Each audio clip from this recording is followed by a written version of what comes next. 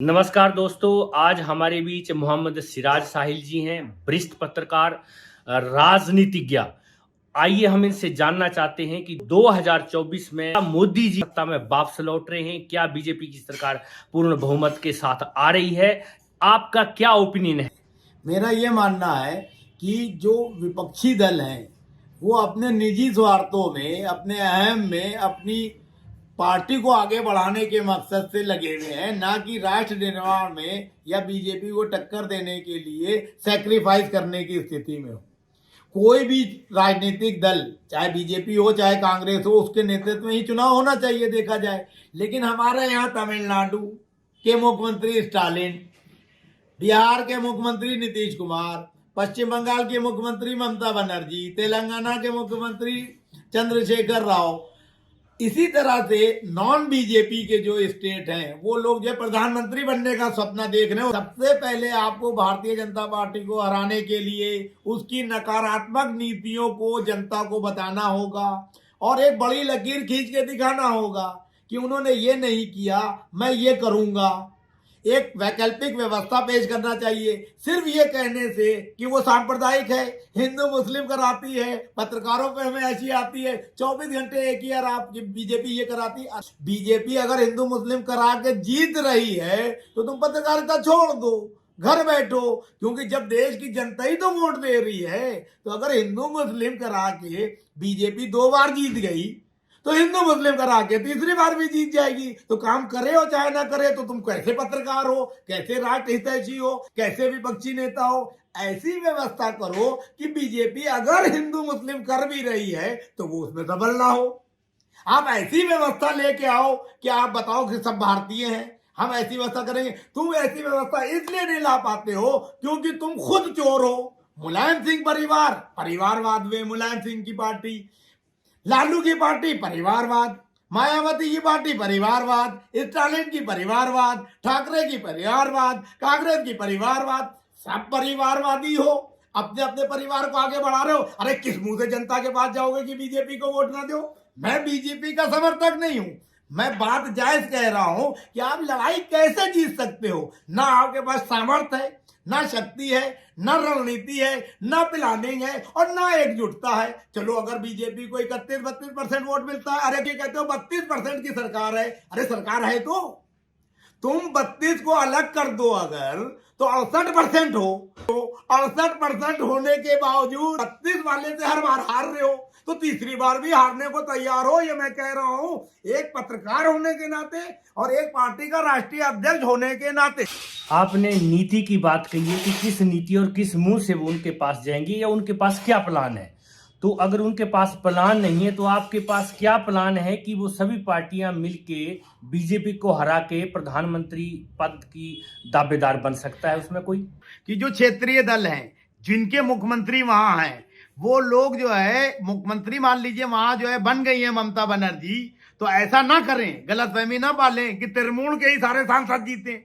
अरे सांसद का चुनाव देश के लिए होता है, विधानसभा का चुनाव राज्य के लिए होता है। इसी तरह नीतीश के साथ जो गठबंधन किए हुए हैं लालू प्रसाद के लड़के, वो ये ना सोचे कि हम डिप्टी सीएम है इसलिए हमें ज्यादा सीट मिले। ऐसे ही जो है समाजवादी पार्टी ये ना कहे कि मैं बहुत बड़ी पार्टी हूं, मैं ज्यादा सीटें लड़ूं। अरे बहन जी को भी दो, कांग्रेस को भी दो। बहन जी कांग्रेस और जो क्षेत्रीय दल है तुम मिल जाओ यूपी में, तो 80 में से जो है तुम 40 सीटें जीत जाओगे हर हालत में। लेकिन तुम नहीं मिलते हो, या तो तुम बीजेपी से डरते हो, या तुम्हारा निजी स्वार्थ है कि मेरे सांसद पहुंचना चाहिए। इसी चक्कर में तो बीजेपी से हार रहे हो। बीजेपी की रणनीति बहुत समझदारीपूर्ण है।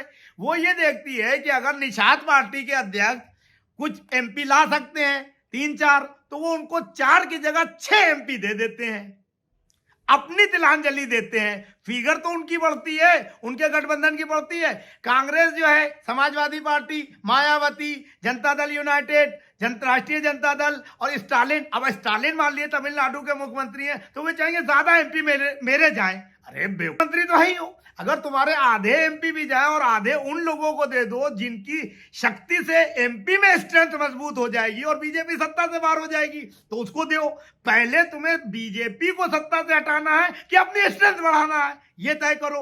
अब नवीन पटनायक हैं, कितने साल से मुख्यमंत्री हैं, 7-8 टर्म हो गए। नवीन कुमार एक अच्छे नेता हैं, वो प्रधानमंत्री पद के दावेदार भी हो सकते हैं। तो नवीन बाबू जो है वहां कांग्रेस के साथ तालमेल करें बीजेपी को हराने के लिए, और कांग्रेस भी अपने औकात में रहे, उनसे कम सीटें माने। ऐसे ही गुजरात में कांग्रेस जो है सीटें ज्यादा ले।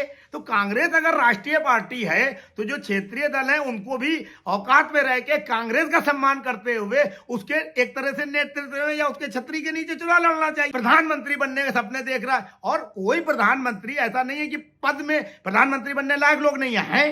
कपिल सिब्बल है, यशवंत सिन्हा है, जीतन राम मांझी है, हम 50 नाम गिना देंगे जो मोदी के मुकाबले प्रधानमंत्री बन सकते हैं। तो नीतीश बाबू ही क्यों? ये रणनीति भी गलत है। आपने रणनीति की बात पूछी, रणनीति ये बनाओ कि हम सारे विपक्षी एकजुट होकर प्रधानमंत्री नरेंद्र मोदी के नेतृत्व वाली भारतीय जनता पार्टी को सत्ता से हटाएंगे।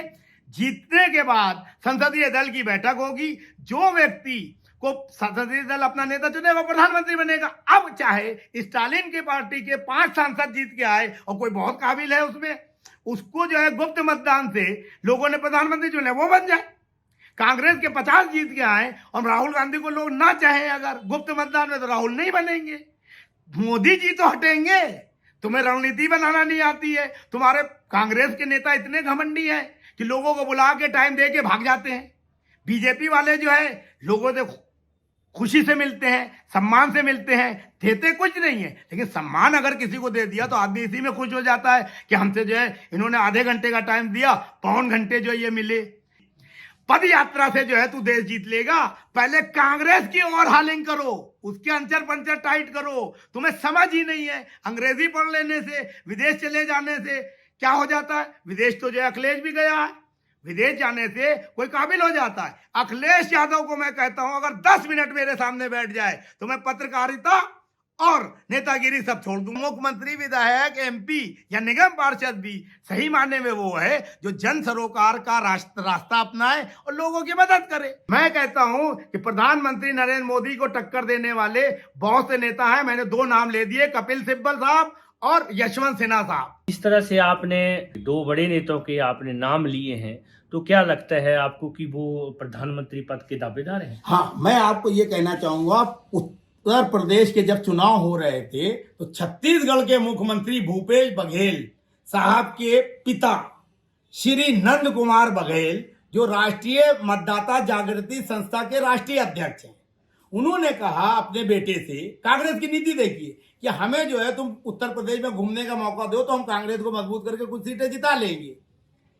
अगले ने इस शर्त पे उनको निकलने दिया कि आप चुनाव तक जो है यूपी नहीं जाएंगे। जो एक मुख्यमंत्री का पिता है, 87 साल की उम्र रखता है, अनुभव रखता है, जिस व्यक्ति का बेटा खुद मुख्यमंत्री है, उसकी सलाह, दिशा निर्देश और एडवाइस लेने को राहुल प्रियंका तैयार नहीं है।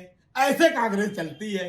अरे कोई आदमी मुफ्त में तुम्हें चमकने का, आगे बढ़ने का रास्ता दे रहा है तो उसको तो ले लो, सुन तो लो भाई, करो चाहे ना करो। कहावत है, सुनो सबकी, करो अपने मन की। तो सुनने का टाइम नहीं, किससे? मुख्यमंत्री के पिता की बात सुनने का टाइम नहीं है, तो आम आदमी को भारत जोड़ो यात्रा करके तुम कैसे जोड़ लोगे? क्या रणनीति बना लोगे? राहुल गांधी जिंदाबाद, अबे जिंदाबाद ऐसे नहीं होता है। जिंदाबाद लोगों के दिलों में उतरोगे तब होगा। भ्रम होता है, भ्रम फैलाया जाता है, लेकिन अगर कहीं पे बहुत ज्यादा भ्रम फैला दोगे आप और कोई व्यक्ति ईमानदार वहां पे है तो एक रिवर्स चलेगा, ब्लैक एंड व्हाइट। जैसे प्रधानमंत्री नरेंद्र मोदी साहब ने हिमाचल प्रदेश में बहुत पैसा खर्च किया, नड्डा जी का प्रदेश था, वहां हार गए। तो इसका मतलब सिर्फ पैसे से नहीं जीता जा सकता। पश्चिम बंगाल में हार गए, वहां बहुत पैसा खर्च किया, पूरी कैबिनेट बैठी, अब यूपी में जीत गए। तो कि योगी का राज चलता है या ब्रांड है इसलिए यूपी जीते, नहीं। बहुत सी चीजें राजनीति में काम करती हैं। अब केजरीवाल अगर पंजाब में जीत गया तो बहुत बड़ा सुरमा थोड़ी हो गया। पंजाब में जो है बीजेपी और अकाली का गठबंधन टूट गया था, कांग्रेस में सिद्धू और चन्नी को लेकर उठापटक चल रही थी अमरिंदर सिंह को, इसलिए बर्बाद हुए। तो कई बार जो है ऐसी चीजें लोगों को मिल जाती हैं, उससे जो ये सोचते हैं कि मेरी हवा है। हवा किसी की नहीं है। जनता जो है जब चाहेगी किसी को भी उखाड़ फेंकेगी। बहुत बहुत धन्यवाद। मैं आम जनता से भी और सभी पार्टी के बड़े बड़े जो नेता हैं उनसे कहना चाहूंगा, ताकि नीति और रणनीति पे वर्क करके देश में अच्छी पार्टी, अच्छा शासन, लोगों को सारी सुविधाएं और सब जो होना चाहिए वो मिलना चाहिए। हम उनसे जानना चाहते हैं कि जो अडानी हमारे देश के प्रमुख उद्योगपति हैं, वो कुछ न्यूज़ें ऐसी चल रही हैं कि जिसमें मार्केट क्रैश हो गई, उनकी वजह से शेयर डाउन हो गए हैं, कंपनी बर्बाद हो गई है, LIC का पैसा डूब गया है, उसके बाद सारे बैंक डूब गए हैं, इस तरह की चर्चाएं चल रही हैं। और बड़े बड़े पत्रकार रवीश या आज तक में इस तरह से सारी, श्वेता जी, बहुत से लोग जो है अपने विचार व्यक्त कर रहे हैं। आपका क्या कहना है इस मामले में? हमारा कहना यह है कि हमारे देश में जो उद्योग नीति है और जो फाइनेंस करने की कारपोरेट घरानों को व्यवस्था की गई है वो राष्ट्र हित में नहीं है। निजी स्वार्थों के चलते जो है उन स्कीमों को लागू किया जाता है। सत्ताधारी दल अपने स्वार्थ की खातिर अनाप शनाप तरीके से अपने चहेते उद्योगपतियों को पैसा दे देते हैं और वो उन कंपनियों को तरीके से चला भी नहीं पाते हैं और फिर दूसरी कंपनी में लोन ले लेते हैं। इस तरह से जो है सैकड़ों कंपनियां खड़ी कर देते हैं। यही वजह है कि जब से देश आज़ाद हुआ है आज तक, चाहे प्रधानमंत्री जवाहरलाल नेहरू हो, इंदिरा गांधी हो, और चाहे नरसिम्हा राव हो, चाहे देवगौड़ा हो, गुजराल हो, अटल बिहारी वाजपेयी हो, नरेंद्र मोदी हो, या कोई एक दो छूट गए हैं, इन लोगों ने हमेशा जो है अपनी पार्टी और अपने हित के लिए उद्योगपतियों का सहारा लिया है और सहारा दिया है जन सरोकारों को तिलांजलि देते हुए। इसलिए ऐसी स्थितियां होती हैं, कभी अडानी की वजह से मार्केट क्रैश हो रहा है, शेयर होल्डर जो है घाटे में जा रहे हैं, स्थितियां खराब हो रही हैं, तो कभी किसी दूसरे उद्योगपति की वजह से। इसका मेन जिम्मेदार हमारा राजनीतिक तंत्र है। जब तंत्र ही भ्रष्ट है तो सारे उसकी स्कीमें भी भ्रष्टाचार में लिप्त होंगी। एक आम आदमी अगर एक कार भी खरीदता है, फाइनेंस कराता है, तो गुंडे बदमाश उसकी कार छीनने के लिए सड़क पे मार पिटाई भी करते हैं। उद्योगपति हजारों करोड़ रुपए लेके डकार जाते हैं और सरकारें, चाहे मोदी जी की हो और चाहे राजीव गांधी की हो, नरसिम्हा राव की हो या मनमोहन सिंह की हो, सभी सरकारें अपने चहेतों के कर्जे माफ करते हैं। इन नेताओं को शर्म आना चाहिए, चुल्लू भर पानी में डूब जाना चाहिए इस तरह की हरकतें करने के लिए। मेरा यहाँ पे कहना यह है, फाइनेंस मिनिस्टर निर्मला सीतारमण ने जो भी नीतियां बनाई हैं वो राष्ट्र हित में कम, स्वहित में ज्यादा है, अपने चहेतों के हित में ज्यादा है। इन लोगों को शर्म आना चाहिए और देश हित में कार्य करना चाहिए। आपने बहुत अच्छी बात बताई है कि किस तरह से नीतियां होनी चाहिए, जो सरकार किस तरह की नीतियां बनाती है। लेकिन अभी जो करंट में मेन मुद्दा जो चल रहा है, जिसमें अडानी की वजह से बैंकों का और LIC का जो हसर होने वाला है, जिस तरह से न्यूज़पेपरों में या न्यूज़ चैनलों में बातें हो रही हैं, बड़े बड़े पत्रकार इसके बारे में बोल रहे हैं, तो इसमें आपका क्या कहना है? मेरा सीधा सीधा कहना है कि ये जो गौतम अडानी है, अडानी ग्रुप के चेयरमैन, उनकी वजह से वो फेस है उनका सामने, क्योंकि उनकी कंपनीज हैं, उन्होंने लोन लिए हैं बैंकों से, उन्होंने जनता से जो है पैसे उठाने के लिए जो है EPO लाने की भी जो है मतलब प्लानिंग की थी, उसको वापस ले लिया है अपनी गिरती हुई स्थिति को देखते हुए। लेकिन मेरा कहने का ये मतलब है कि हमारे देश में हजारों कंपनियां बर्बाद हुई हैं। सेबी के शिकंजे में फंसने के बाद सुब्रत राय की सहारा कंपनी बर्बादी की कगार पे आ गई। क्या इसके लिए सरकार जिम्मेदार नहीं है? सिर्फ सुब्रत राय जिम्मेदार नहीं है। जिस तरीके से अडानी बर्बाद हो रहा है, तो अडानी बर्बाद तो होगा, फेस तो अडानी का होगा, लेकिन उस बर्बादी के पीछे सरकार की नीतियां जिम्मेदार हैं। अगर सरकार ईमानदार नीति बनाए तो अडानी और सुब्रत राय जैसे लोग ना पैदा हों। आप लोगों को याद होना चाहिए, आजाद भारत में सैकड़ों स्कैम हुए हैं।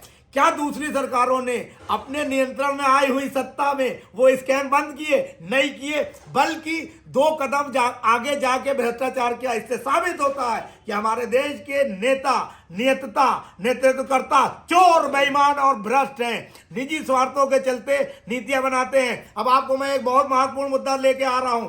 फाइनेंस मिनिस्ट्री बैंक को नियंत्रण करती है। रिजर्व बैंक ऑफ इंडिया के डायरेक्शन में सारे बैंक चलते हैं, उनकी नीतियों के हिसाब से चलते हैं। और भारत सरकार के प्रधानमंत्री नरेंद्र मोदी के नेतृत्व में अरुण जेटली स्वर्गीय फाइनेंस मिनिस्टर के टाइम पर बैंकों का एक दूसरे में विलय किया गया कि अलग अलग शाखाएं होने से सुविधा होती है।